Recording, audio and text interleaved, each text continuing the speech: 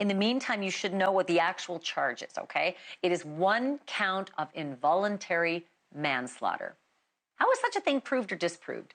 For that, I turn to celebrity attorney and legal analyst Chris Melcher. Okay, Chris, I said it in the beginning of the show, and I think you've probably seen it and dealt with it in a courtroom over and over, and that is that trials are often won or lost in the openings. So how do you score what happened today in Santa Fe? Well, Ashley, I felt that the prosecutor put on a more coherent story of saying guns are dangerous unless they're checked. And when you point a gun at somebody, you're responsible for what happens. Very easy to understand. Alec's defense in the opening was more about this magical thinking of Hollywood, and these are actors, and the rules don't really apply to actors because we're just acting. And I think that would play well in LA, but it doesn't play, I think, so much in Santa Fe. You know, I'm here watching the trial.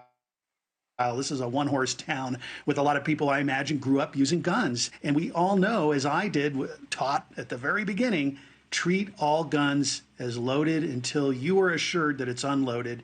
You would never take anyone's word that a gun is unloaded, but that's what Alec Baldwin did with tragic consequences. So I guess the question I have for you is, when his defense attorney says that the SAG-AFTRA rules say it's not an actor's job in make-believe land, right? They're making movies. This isn't real life. This is make-believe land.